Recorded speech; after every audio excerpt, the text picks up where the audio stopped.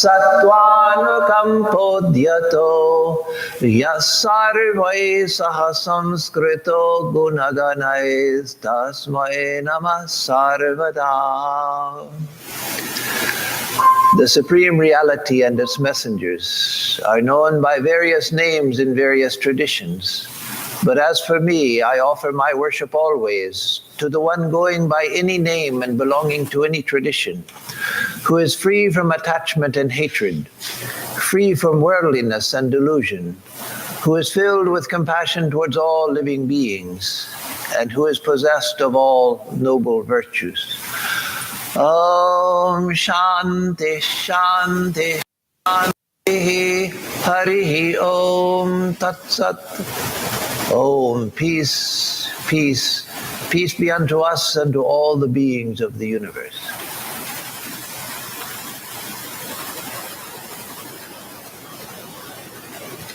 So this morning is question and answer morning. So the talk will be in response to questions that people have.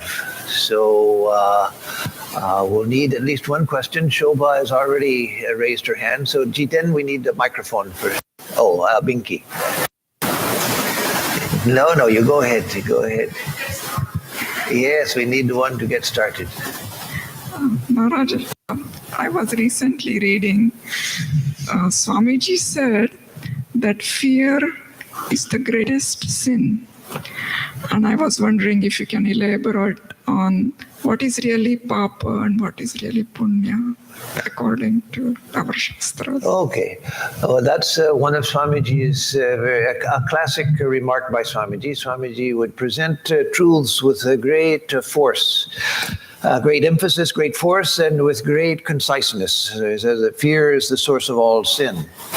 And that's not what we're used to thinking. We're used to thinking that, in fact, the idea of we should fear God, so that we don't sin, and we should. Even the Buddha, the great Buddha, said that one should fear doing wrong. But Swamiji said that fear is itself the great sin. So first let me deal with what he means by that, and then with the idea of Punya and Papa, the Vedantic view on merit and demerit, or what is ordinarily called good works and sin. So why did Swamiji say that fear is the great sin? In the Ashtavakra Samhita, there's a statement, Dvaita Moolam Aho Dukkham, that duality is the cause of all misery. That is, seeing that there are two is the cause of all misery. And from that we can go, from the vision of two, we can go to the source of all fear. Where does fear come from? Fear comes from the idea that there is something outside of me which can threaten me. There's something outside of me which has power, which potentially at least has power over me, which can exert power over me. And so even if I see God as ultimately outside of myself, as ultimately separate from myself, I can't have pure love for God, because God is separate from me. And what if God turns against me? What if God doesn't like me? What if I do something wrong and God punishes me? What if I do something wrong and a lightning strike comes and a lightning bolt comes and strikes me because God is angry with me? And so as long as I see multiplicity, see that there's something outside of myself, I can see multiplicity, but as long as I see that as within myself or as connected to myself or part of myself, then that's okay. But as soon as I see that there's something outside of myself, whatever it is, even God, that can threaten me. It can threaten my security, threaten my existence, threaten my happiness, etc. If I see God as outside of me and as a judge of what I'm doing, God likes certain things and doesn't like certain things, so he likes what I do or doesn't like what I do, then I could be cast into hell if God doesn't like what I do. So that's the source of fear. The source of fear is thinking there's something outside of myself which can have power over me or can affect me. So that's why Swamiji says that fear is the great sin, because fear is based on that idea that idea of duality. So the Vedantic view, and I should say the non-dualistic Vedantic view, because there are many types of Vedanta, including dualistic Vedanta, qualified monistic Vedanta, etc. But the non-dualistic Vedanta says that there's one reality. And both Vedanta and Sri Ramakrishna say, and I'll put it in Sri Ramakrishna's words, that when there is only one, it's no longer one. Because the idea of one brings up the idea of 2, 3, 4, 5, etc. And the whole multiple universe. And so if there's only one reality, nothing other than that one, then it's called a non-dual reality rather than a single reality, a unitary reality. Because again, one, the concept of one contains within it all of the possible numbers. So the Vedantic view is that there's one reality, one non-dual reality, and that the appearance of multiplicity is an appearance, and that there being only one non-dual reality, I know that I exist, and so my existence is that existence. It's just that I've forgotten that. I think that I'm this little, small, individual self with my little powerless actions and my confused mind where I don't know what is right and what is wrong, etc. And so I see myself as insignificant and powerless. I have to, from a Vedantic standpoint, from a non-dualistic Vedanta standpoint, understand that this whole universe is part of myself. Where do I perceive the universe? I perceive it within my own awareness. Where does everyone perceive the universe? Within their own awareness. This is difficult to understand because we're so used to seeing a universe of diversity where I'm a small little part. There's this vast universe and I'm a small little individual lost within it, a powerless individual. But the Vedantic view is that no, the universe exists within me. And that can be scientifically shown.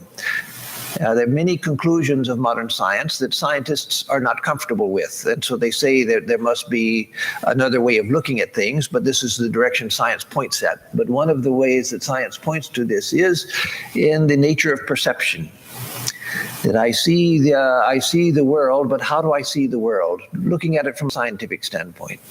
There's a light coming and falling on my eyes, being focused by the lens in the eyes back onto the retina.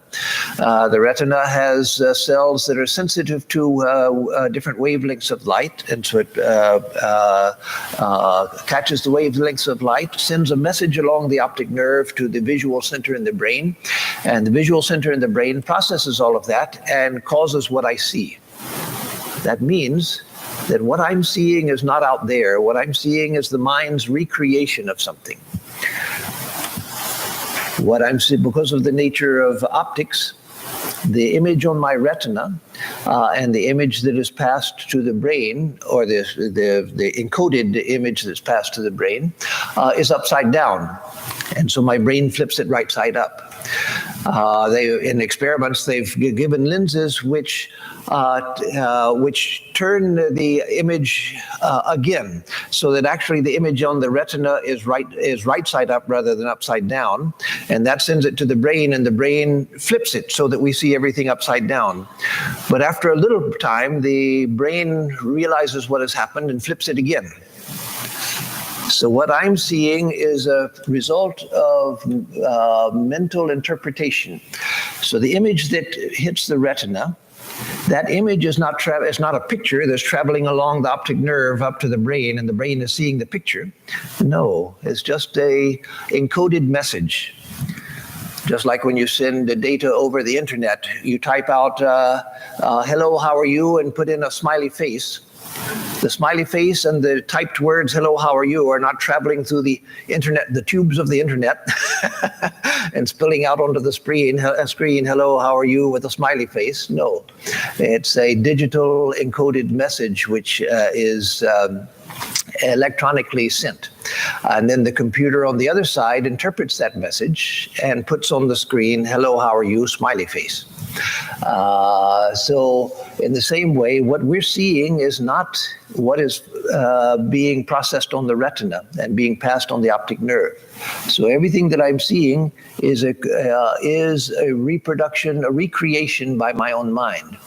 And as science also says, there is no color in the outer world. Color is just my mind's interpretation of different wavelengths of light. There are only different wavelengths of light, but my mind produces color. And yet everything I see everything in color. And that's not out there. That's in my mind. That's not out there. And more than that, and again, this is following the scientific analysis, modern scientific analysis of perception. More than that, we can say that if everything that I see, everything I know is, and this is true of all of the senses, the ears, the eyes, the nose, the tongue, touch, everything is similar. We're not touching the external world directly. It's the mind's reaction to a stimulus that has come, a message that has come, and the mind reacts to it and reproduces the sense of touch.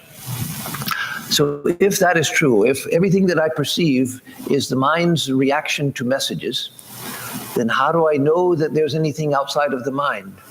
Because that also is inside of my mind.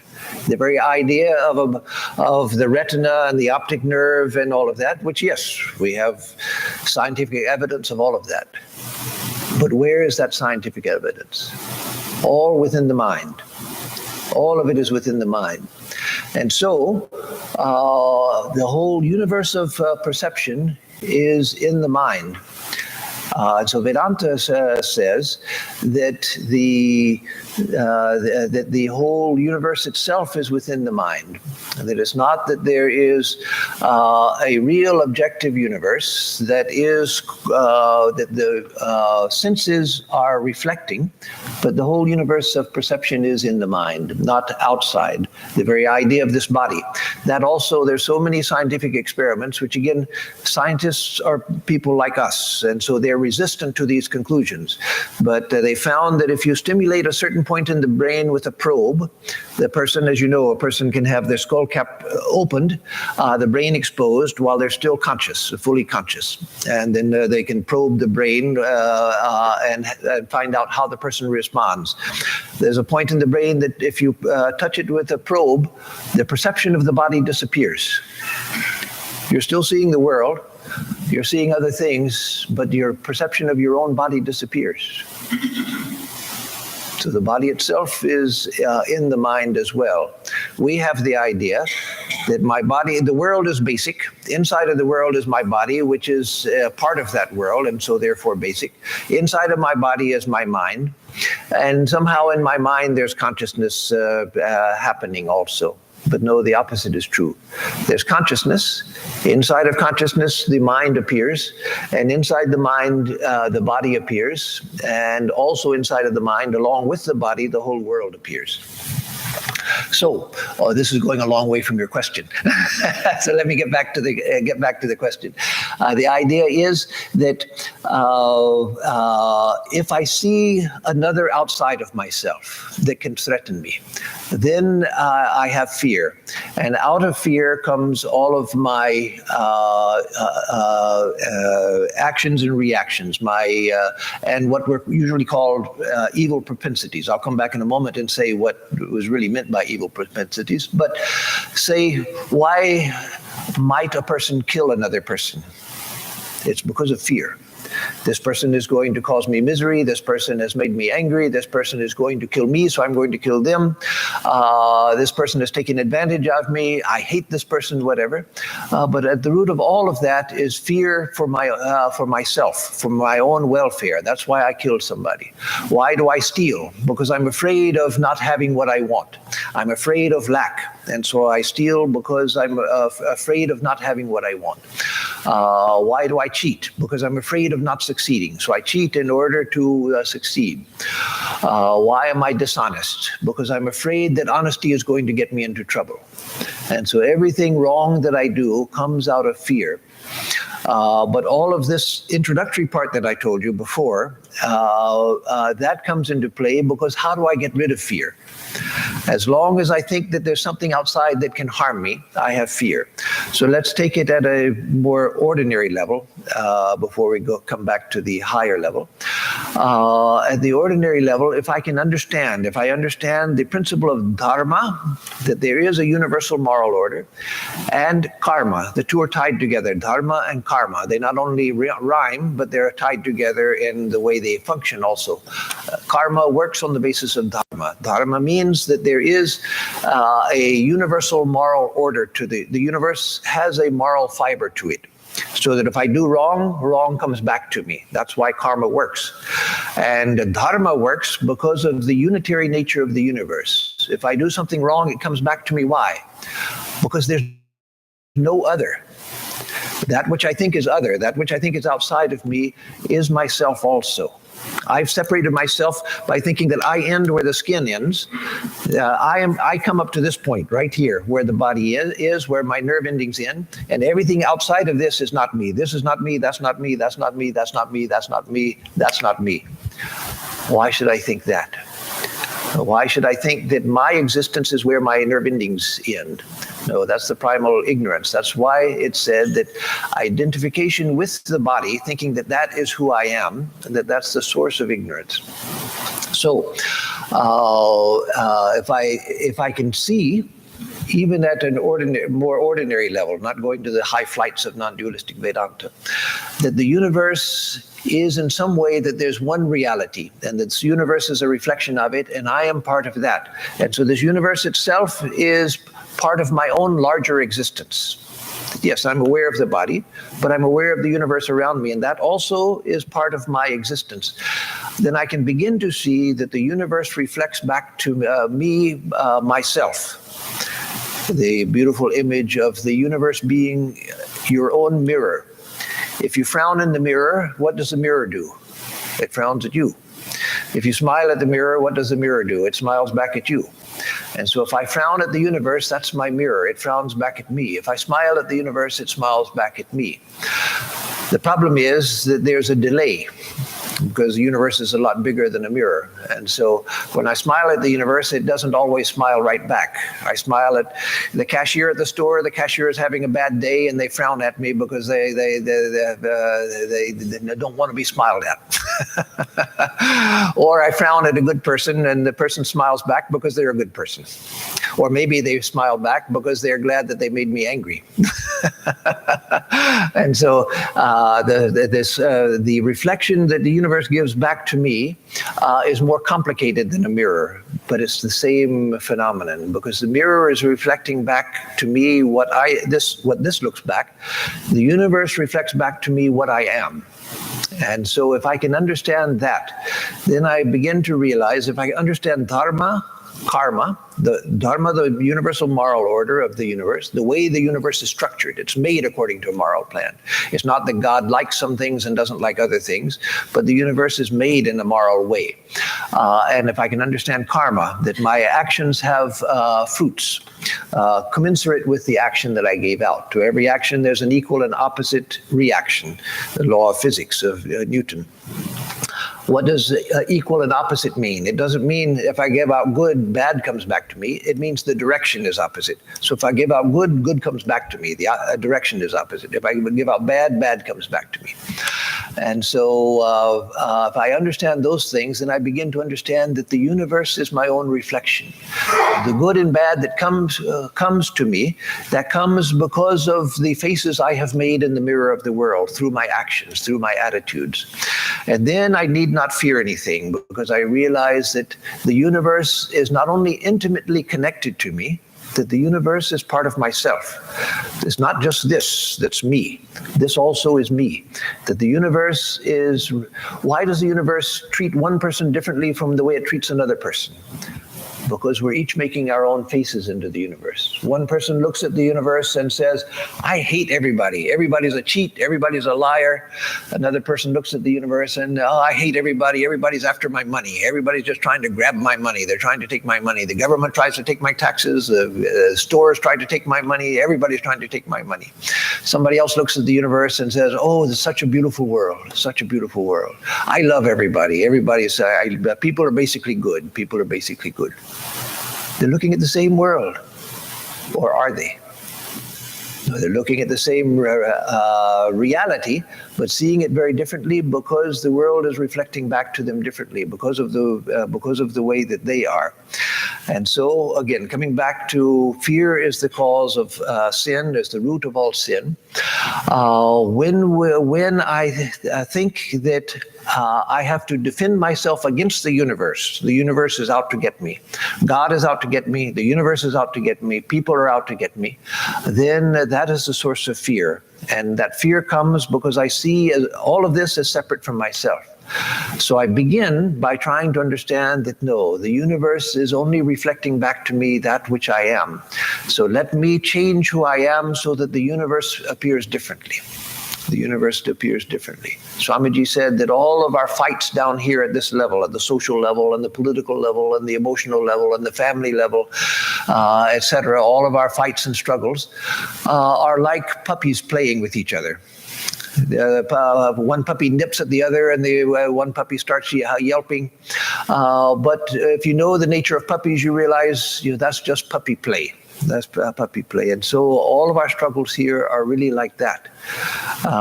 We take everything so seriously. We take everything deadly seriously. But it's really just puppy's play. And so if we can get over fear by overcoming this sense of a radical separation from the universe, then there will be no cause for doing what is called sin. So now let me finally just say, and then I will ask for another question. You said, well, so what is papa and punya? What is sin and merit, good action and bad action? Swamiji says that the Vedanta sees no sin. There's a problem. Yeah, problem from your very question.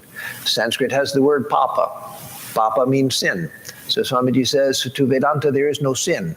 And yet Sanskrit is full of the word papa, papi, one who sins, sinner, and papa, sin itself. So what does Swamiji mean? What Swamiji means is two things. One thing with two aspects that I'll explain. One thing, what he means is that Vedanta does not understand sin as it's understood in the West. It doesn't understand that at all as in the West. So there are two things to understand there.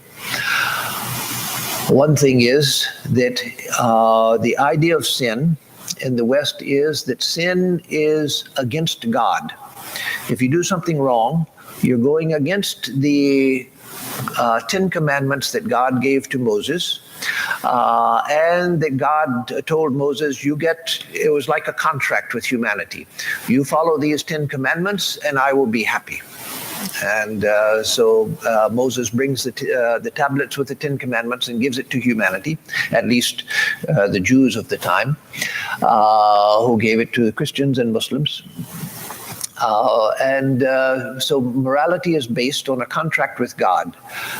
God said, I like these things, I don't like those things. Thou shalt not kill. Why? Because I don't like it. And if you kill, I will punish you.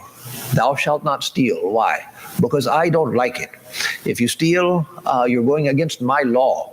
It's a law that I have written, and you're going against it, and I will be upset with you, and I will punish you for breaking my law. Thou shalt not have graven images. Don't have a pot-bellied, elephant-headed deity on your altar, because that is a sin. Don't have monkey god on the altar, Hanuman, because that is a sin. Don't have these pictures of Ramakrishna, Holy Mother, Swamiji on the altar, because that is a sin. Why? Because I don't like it. Don't take the name of God in vain. Why? Because I don't like it. So sin is sinning against the wishes of God, sinning against the laws of God. God made these laws because this is the way he wants humanity to behave. You're not obeying the law, you're breaking the law. And so God gives you a speeding ticket, and if you get too many speeding tickets, then he sends you to hell to suffer. So in Vedanta, the idea of morality is completely different. It's not that God likes certain things and doesn't like certain things. God is all conscious, aware of everything. God is purity itself. God is knowledge itself, and God is love itself. God is all love. God is not a judge who's waiting for you to make a mistake to cast a thunderbolt on you for making a mistake. Sin in Vedanta, papa in Vedanta, means that you have contravened a natural law. If I stick my hand in a fire, or if I to use a more accessible to most of us analogy, if I put my hand on a hot burner on the stove, I burn my hand. I don't say that God punished me because he doesn't like me sticking my hand on the stove. No, I realize that stoves are hot, they burn flesh, and therefore I burned myself by putting my hand there. God isn't in the picture except that God is reality itself, but it's not that God is doing something to me. God is burning my flesh because he doesn't like what I did. No, there's none of that in there. And so with moral action, if I hurt somebody, it's not that God is sitting there saying, I'm going to get Shobha because she hurt somebody. I'm going to punish that lady and I'm going to make her suffer. No, it's not like that. If I hurt somebody, then that comes back to me because of the unitary nature of the universe, because of the dharmic nature of the universe. The universe is made on a moral plan because of the unitary nature of the universe. I can't hurt another without hurting myself because the other is myself. And so there's an economy to the universe and a dynamic in the universe that brings that back to me. It reflects back to me. Maybe if not now, then later it's going to come back to me. And so for one thing, there's no idea of sin, meaning there's no idea of sin in the Western sense that sin is an action against God that is odious to God, that God is going to punish me for doing. No, that's God is not a judge in the Hindu tradition. That's one thing to understand. Another thing to understand is another part of the interpretation of sin, why Swamiji said that according to Vedanta there is no sin, is that in Vedanta the reason why we do bad things, what are called papa, bad actions, is because of ignorance. The Western idea, based on the story in Genesis, is that the root of sin is disobedience of God. Adam and Eve were in the Garden of Eden. God told them, you can eat from the fruits of all of these trees, but don't eat from the tree of the knowledge of the good and evil. And Adam and Eve ate the fruit of that tree. And so God got angry and threw them out of the garden and said that henceforth all of your children will be stained by the taint of sin and you will suffer because of this disobedience. And so the root of evil is disobedience of God. And so we suffer because of the original disobedience of Adam and Eve, and our present we continue to disobey because we're colored by that taint of sin that has been passed down generation to generation from Adam and Eve. And so sin is an action against God and an act of disobedience of God. In Vedanta, bad actions, Vedanta doesn't deny that people do bad things. That's never denied. But it doesn't see them in the terms of Western definitions of sin, because it sees that I say I killed somebody. Why did I kill them? Because I think that that's going to bring me happiness. Does it bring me happiness? No. It brings untold misery to me. So why do I do it? Because I'm ignorant. I'm stupid, ignorant. I steal. Why? Because I think that by stealing, I'm going to be happy. There's certain things I don't have. I think that by stealing, I'll get it, and it's an easy way to get it. I don't have to work for it. I'll just take it. I think it's going to make me happy. Does it make me happy? No. It brings untold misery to me. It brings confusion. It brings delusion. It brings lack of peace of mind. It destroys my character. And so Doing bad things in the Vedantic context, in the Hindu context, is first of all, it's not disobedience of God's law. It's going against the very nature of the universe. Which, yes, the universe has come out of God. God is the unity, which is the foundation of the universe. But it's not that God is sitting there thinking, oh, this person did something bad, I'm going to get her for doing that. No. It's because I've gone against the nature of things. And the other thing is, why do I go against the nature of things? It's because of ignorance. And so even a Hitler, since World War II, Hitler has become the image for the West, Western world at least. Hitler has become the very image of evil. If anybody whenever anybody in the Western world, the whole Western world, including places which aren't even in the West, like Australia, the whole world that is influenced by that's dominated by Western culture, Hitler has become the image of evil. So Hitler is everything bad, Hitler is everything evil, but even Hitler will have salvation. Even Hitler, why did he do the things that he did? If you say in Western society, if you say, well, Hitler did what he did because of ignorance, then they'll say, no, you're an apologist for Hitler. No, I'm not apologizing for Hitler. I'm not apologizing at all. But don't you want to understand why he did what he did? It was because of ignorance, because of nothing but ignorance. And someday, and yes, he will have to pay for that ignorance, not because God is angry with him and God is going to punish him and send him to hell forever. No, he'll have to pay commensurate with his actions, karmic fruits commensurate with his actions, but someday that karmic payment will be over. And he will rise up, as everyone does eventually. Someday he will be reformed. Someday he'll be a great saint that people around the world will be wanting to go see and pay their respects to. It may take thousands, tens of thousands of years, but someday he too will become a great saint. The soul who appeared as Hitler, the one who appeared as Hitler, that karmic bundle will continue manifesting until it rises also. And so Hitler does what a Hitler does because of ignorance. A murderer does what a murderer does because of ignorance. So sin is seen quite differently. If you want to call that sin, then call it sin. But Swamiji saw that the word sin has been understood in such a way in the West that it doesn't apply to the categories of Hindu thought, and so it shouldn't be used. So he said, Vedanta does not believe in sin.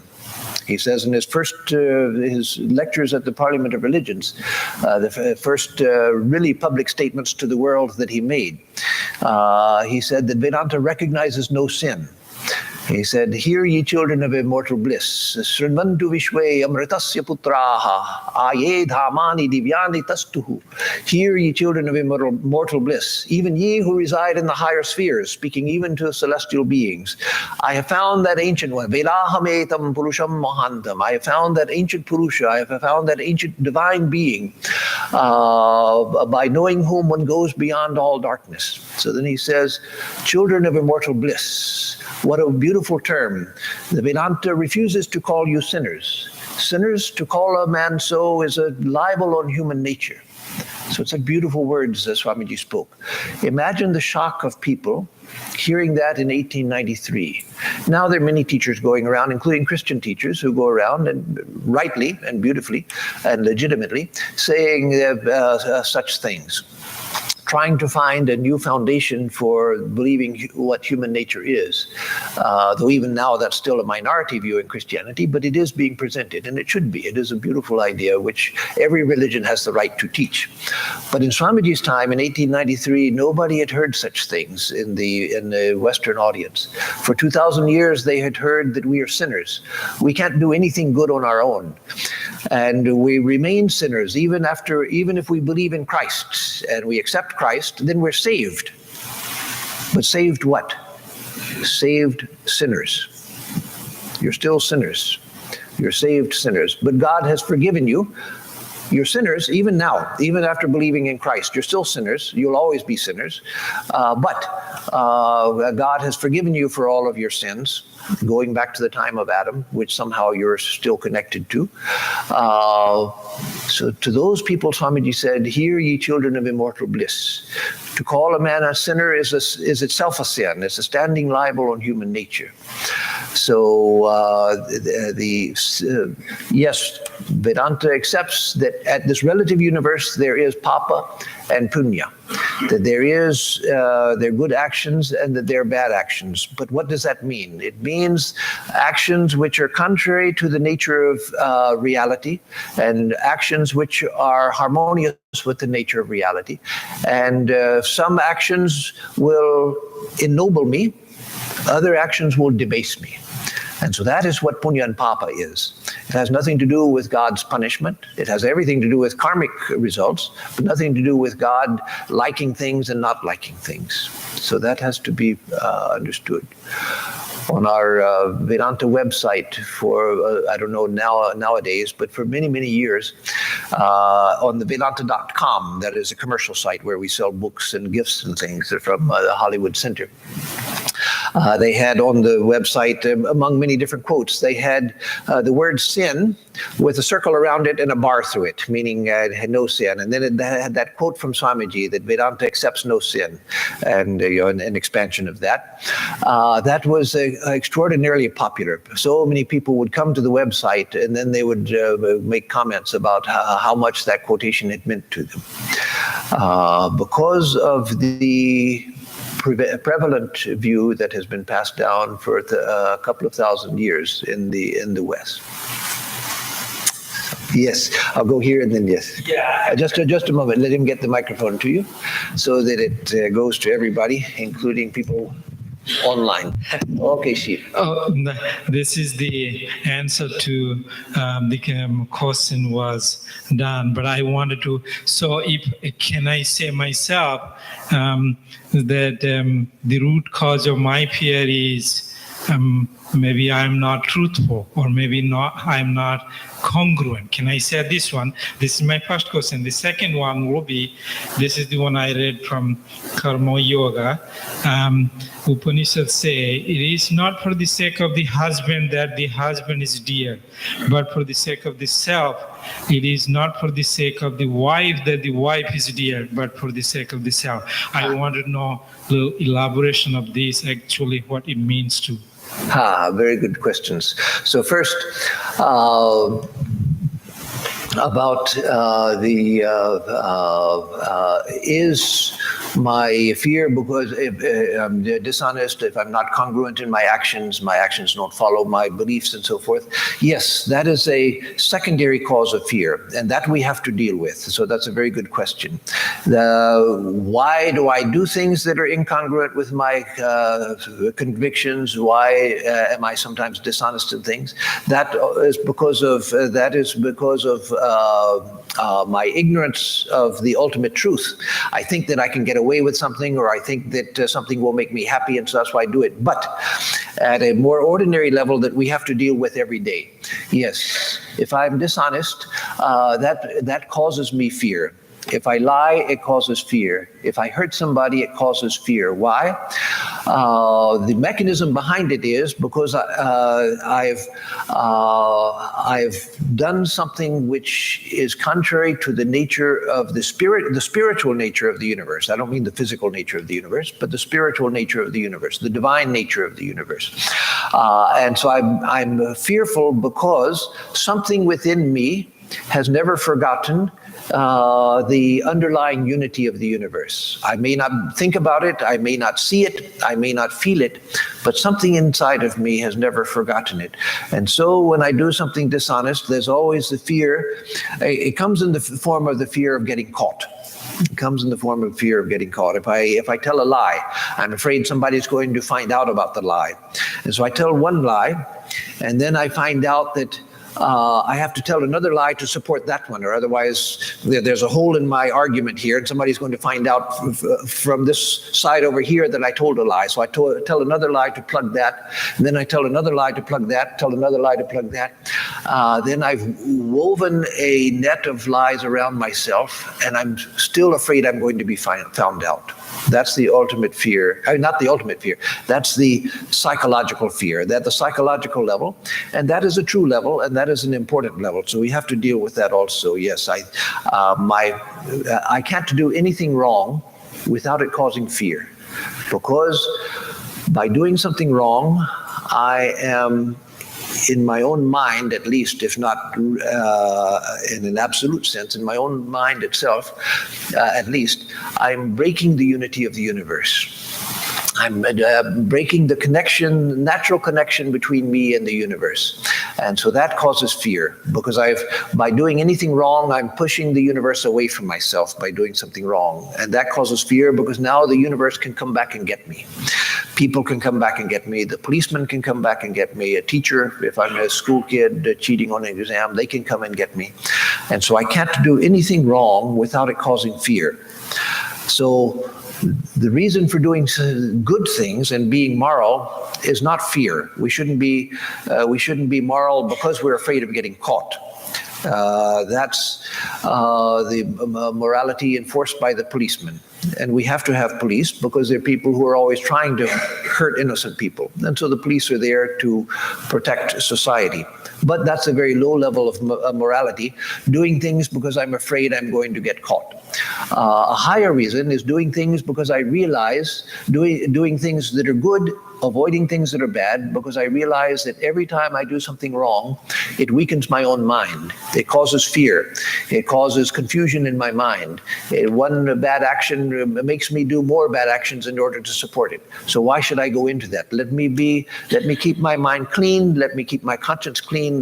Because I become a better person. Not because of fear of getting caught. Again, that's a lower type of morality that the thief that keeps a thief from committing too many crimes. But for me, as a good person, let me be good. Let me do that which is good, that which is noble, that which is heartfelt, which is honest, because that makes me a better person. I feel at peace. I feel happy. But an even higher reason, and that's a very good reason. For us to be moral. But an even higher reason for being moral is that the nature of this universe is one. The universe rests in the unitary being of God. And I am one with that divine nature. I'm a wave on the ocean of God. And I can't perceive that. I can't come close to God unless my own mind is clear. Not because God is angry with me. God is love itself. God loves all of his or her children. But I can't come close to God because my own mind has become confused by doing wrong things. So let me do right, not because I'm afraid of the policeman, but because by doing right, by doing good, my own mind and my own character become elevated. They become clear. Then I begin to see an inner harmony with the universe around me, and that lifts me up. So now your second question, let's see, what was that? The wife is for the sake of husband. Yes. That's from the Brihadaranyaka Upanishad, a beautiful passage which Swami Vivekananda quotes many times, including, as you say, in Karma Yoga.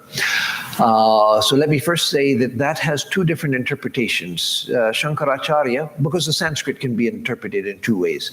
Shankaracharya gives another interpretation. He says that passage in the Upanishads, where Yajnavalkya, the great sage, is teaching one of his wives, at that time there was a polygamy, he was teaching one of his wives, Maitreyi,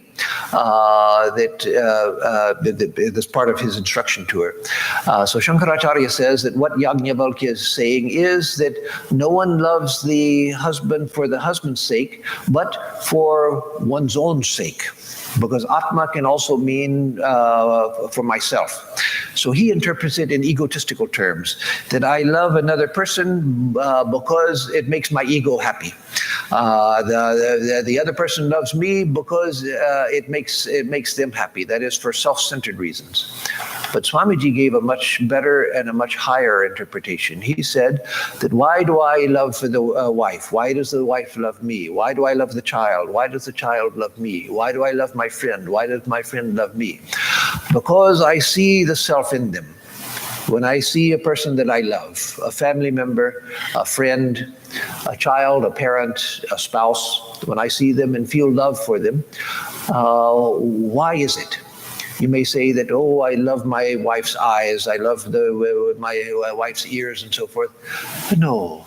You may like the way that your wife or your child or someone appears, that's all right. But that doesn't explain love. There are plenty of people with beautiful eyes, and you don't go around falling in love with everybody that has nice eyes. It's because you see the truth of the self within them. Swamiji said that we all love our own ideal. That is, we love the reflection of our own ideal. And so when we love a person, we're seeing a reflection of the ideal. What is beauty? Philosophers can't explain what beauty is. There are books, volumes and volumes written on what beauty is. There are volumes written on human love, what human love is. But nobody can really explain it. Beauty, try in your own mind to define what beauty is. When you see something beautiful, what are you seeing? Why is it beautiful?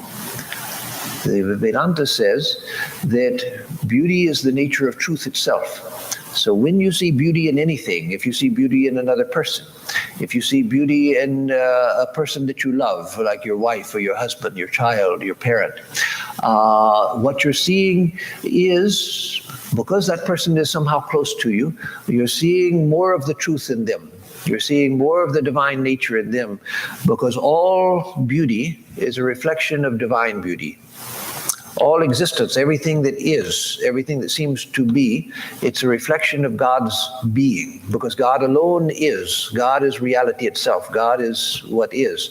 And so everything that seems to be, it's a reflection of the being of God. Every piece of knowledge, everything that I know, is a reflection of the knowledge of God. And every experience of beauty is the experience of God's beauty, filtering through a human face, filtering through a human personality, filtering through the person of my wife, my husband, my child, my parent, my friend. It's the beauty of God filtering through. And so Swamiji gives a much higher interpretation to that passage than Shankaracharya does. Again, Shankaracharya interprets it to mean we love things for selfish reasons. I love somebody because it makes me feel good. But Swamiji says, no, even that's not the proper explanation. I love someone because somehow I see the self in them. Somehow I see reality within them. I see a reflection of divine beauty in them.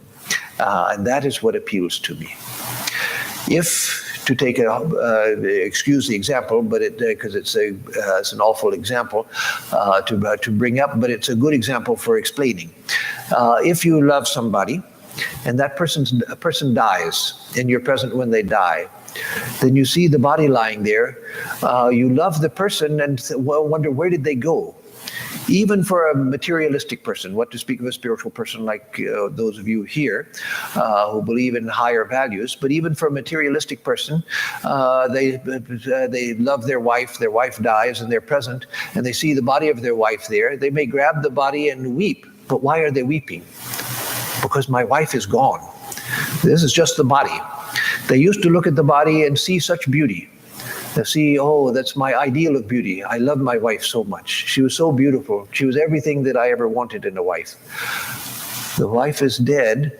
The same body is there. The same matter is there. But why do they grab the body and weep? Because they know they grab the body because it's the only thing they can get. But they know that my wife is gone. I'm grabbing the body because it's the only thing left.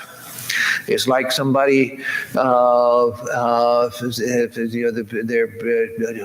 dear person has run away. Their child has run away from home, and they left the clothes that they were wearing. They left them on the bed, and so they go and grab the clothes, thinking, "Oh, where's my son gone? Why did he leave me? Why did he leave me?"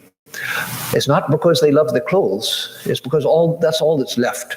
That's all that's left. It's the only thing they have to hold on to. So you grab onto the body of the dead person because that's all that's left. But you know, even a materialist knows, a person who's an out-and-out atheist materialist grabs the body because it's the only thing left. But they know, my wife is gone. My wife is not here.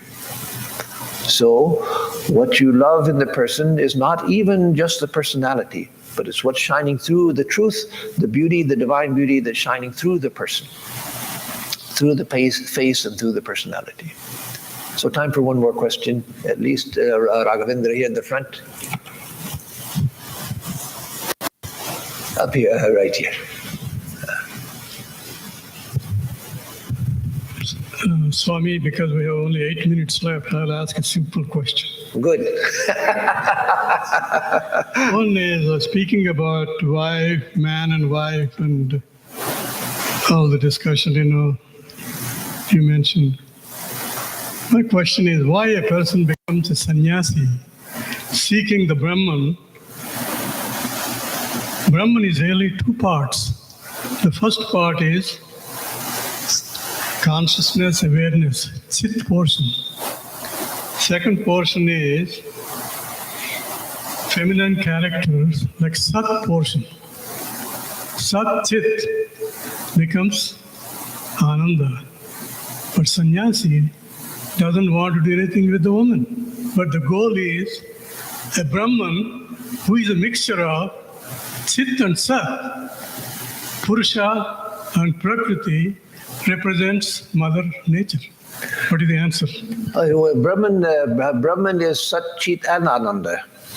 That's the difference between the yoga philosophy as a separate philosophy, yoga darshana, and Vedanta darshana philosophy, is that in yoga and in Sankhya, Purusha is only Sat and Chit, not Ananda. But in Vedanta, Brahman, or the Atman, because Atman and Brahman are the same reality, Brahman is Sat, Chit and Ananda. That Sat is Chit, and that Chit is Ananda, and that Ananda is Sat. And so the three are the same thing. It's not three things, but Brahman is, the mind sees these three things as different because in our level of experience, we can see that this table is, but it doesn't seem to be very blissful. And it doesn't seem to be very conscious. And I can see that you are conscious because you're responding and so forth. I can see that you are conscious. But the idea of Sat and Ananda may not come to mind. I'm focused on the Chit part. And so I can abstract out consciousness from Sat, from Ananda. But in reality, the three are the same. That when we realize Brahman, we realize that that Sat, that existence is Chit, is consciousness, which is Ananda, which is bliss. So that has nothing to do with feminine nature. That has nothing to do with feminine nature. So a person becomes a sannyasi, not because they just want Sat and Chit and want to avoid Ananda. No, a sannyasi wants Ananda also. But they know that the source of Ananda is in the ultimate reality. It's not to be found here, not to be found here.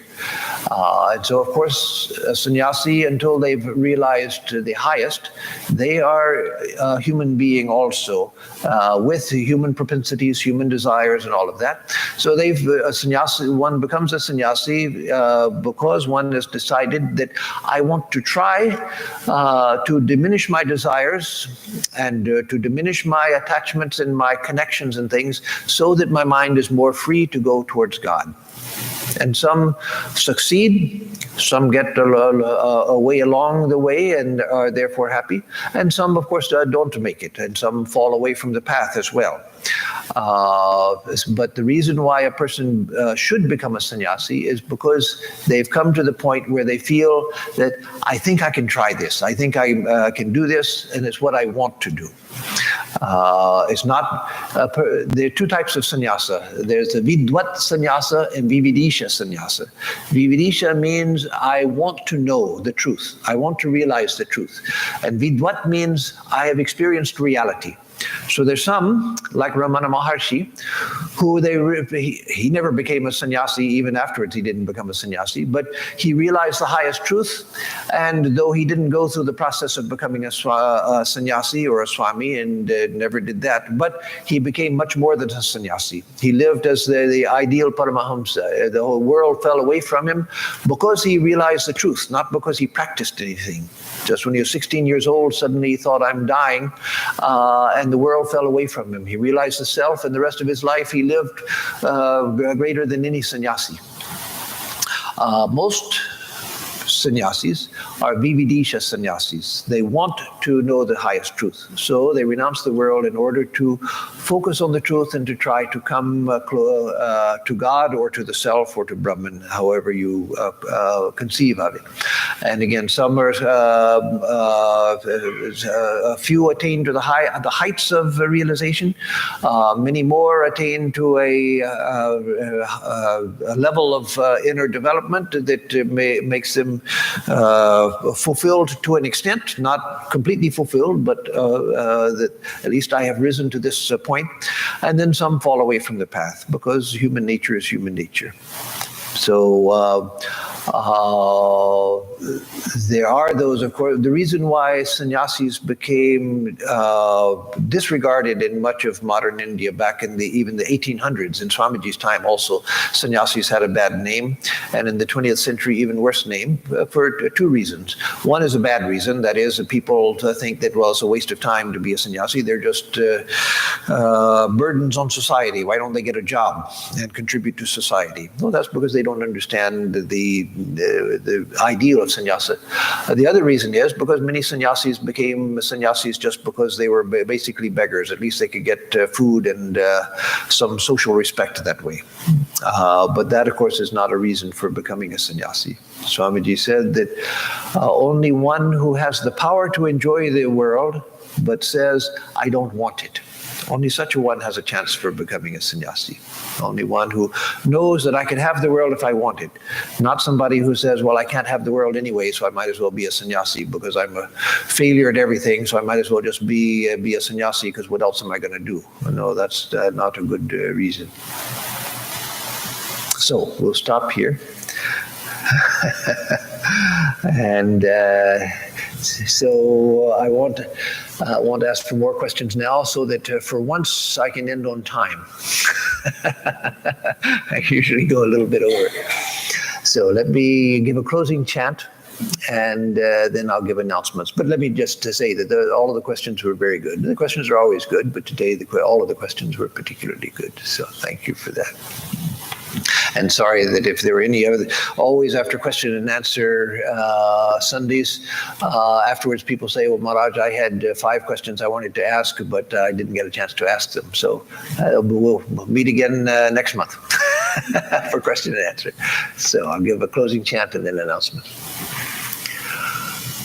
Om madhuvatarithayate madhuksharanti sindhavaha madhvirna santoshadhihi madhunaktamotoshasi madhumatparthivagum rajaha madhudyaurastu nah pita madhumandho vanaspatir madhumagum astu suryaha madhvirgavo bhavandhunaha.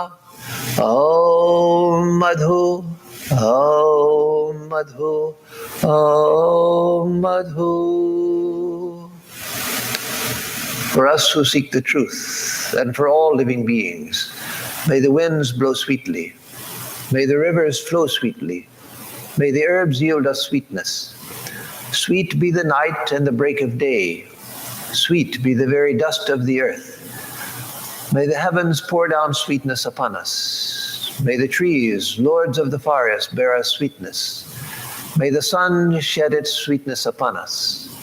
May all the directions pour forth sweetness. Om, sweetness, sweetness, sweetness.